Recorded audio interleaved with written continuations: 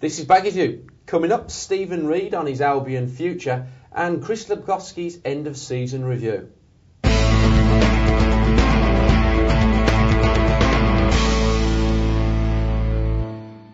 Hello and welcome to this week's Baggies View and the final episode of the season. And what a season it's been. I'm Andy Walker and I'm joined today by our man at the Albion, Chris Lepkowski. Welcome, Chris. Hi. Well, Chris, before we talk about the season in general, let's just touch back on Sunday at the Hawthorns, that draw with Barnsley. Was it the party atmosphere that was expected? Well, it was actually. The game was awful, really poor game. But yeah, it was a good atmosphere. Barnsley fans took part as well. They played their part. But yeah, I mean, the Albion players had the celebration, the presentations afterwards as well. It was a good day. And it was a nice touch with Bomber Brown giving away the medals, wasn't it? Yeah, Bomber Brown, the man who's just been given the freedom of West Bromwich, of course. Yeah, it's a really nice touch because he is really Mr. West Bromwich Albion, really, if you think about it, all he's done in his career. And I think in the absence of a proper trophy and a playoff final, then it was the next best thing, really. And obviously there's going to be a few players who played at the Hawthorns who may not be back next season, may not be there, may move elsewhere. One of those being Stephen Reid. I mean, firstly, your own views. Do you think Albion should snap him up?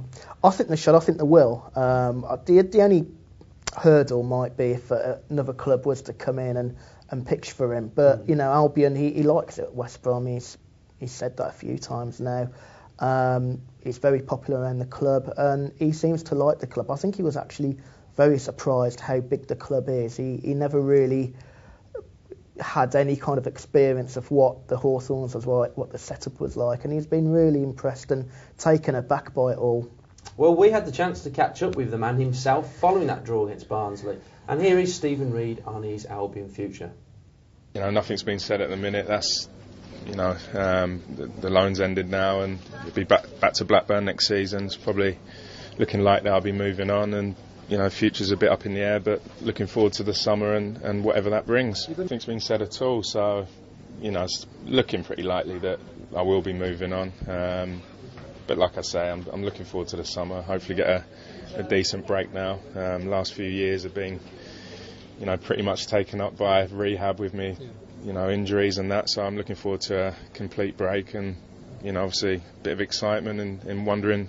Fingers crossed ending up at West Brom, but you never know. The manager's kept faith in me when defenders have been fit and ready to play, so I'll take that as the biggest compliment. And obviously the reception I've had from the fans since the moment I signed has been brilliant, and I've been surprised at the size of the club as well. 25,000 here today, which is a decent fan base, and hopefully can continue that next season. Well, Chris, it's time to look back at the season as a whole. Firstly, I mean, what's your general assessment on how the season has been for Roberto Di Matteo's men? Well, it couldn't have gone better, really. I mean, he came in first day pre-season, didn't know the squad, they didn't really know him, and they needed a bit of lifting, really. There was a real flat atmosphere around the club, and it's easy to sort of say, well, you should achieve something with a talented set of players, but you need to manage those players, manage the personalities and the kind of footballers they are. They need to fit into the way you want to play. And him and his coaching staff, I should add, because they've had a big input, they've done an outstanding job. Well, Chris, broken the review into 4 categories of various highlights and lowlights, I should say. Starting up with the most memorable match of the season. Well, for me, it was Newcastle away. I thought the game was outstanding. It was a brilliant advert for the Championship. And I think it was a game Albion really needed to produce a performance in. They'd been awful against Forest, which I'm sure will be one of the next questions coming up. They needed to get that right, that Newcastle game. He changed the system, made them a little bit harder to play against. But they really went at Newcastle and Ishmael Miller hit the post very late on. But for me, that was the outstanding game of the campaign. And, I think we can all guess the answer to the next category, which is the match to forget for Albion this season. Nottingham Forest at home, definitely. I mean, it'd been snowing all week. There was a doubt over the match, and I wish probably most people think it should have been called off. But Forest, as bad as Albion were, Forest were outstanding. They were brilliant that day. Majewski midfield really tore Albion apart. But it did raise questions about Albion. It was the last time I think Moore and Cox played together up front.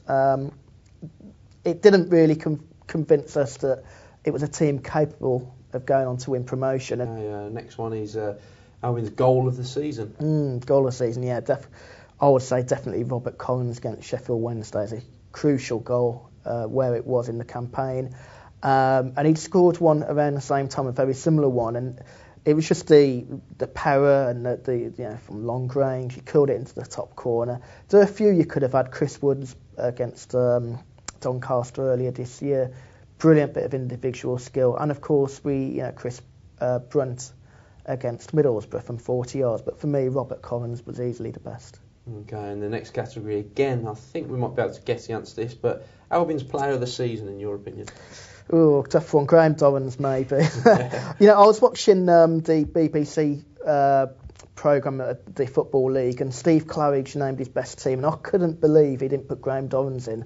For me, that was for me, he's been the outstanding player outside the Premier League by some distance. I mean, it would be easy to go over the top after only 40-odd games, but for me, who's been covering the club for this long, he's the most complete midfielder I've seen at Albion. Many fans have likened him to a young Asa Hartford.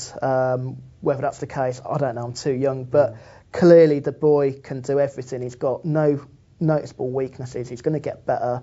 And for me, he's epitomised Albion season. He's been brilliant throughout. Well, we've got one reader's question to put to you today, Chris. This is from Deirdre in Warwickshire. And she's wondering, with Albion's current squad, how do you think they'll fare in the Premier League next season? Well, as you know, Championship is very much pie and potatoes compared to the Premier League. It's very rudimentary. They'll need a little bit more finesse up front. I think Roman Bednar, Ishmael Miller showed on Sunday against Barnsley that perhaps they're not quite ready to be relied on for goals in the Premier League. So they need a bit more up front. I think defensively, through the centre they're okay, maybe one more centre-half and two full-backs would do it. I think the midfield's fine. I think Stephen Reid and Tamas, if they both join, will be great acquisitions for the price that they're going for. $800,000 for two players, really. But as things stand, I don't think this is a bad Albion team. I think it needs tweaks. It doesn't need a major facelift. Certainly doesn't need rebuilding. It just needs one or two additions to strengthen what is already a decent team. Thanks for joining us this season, Chris. Thank you. And thank you for watching. Of course, there won't be a show next week, but be sure to join us after the summer where we'll be watching Baggies in the Premier League.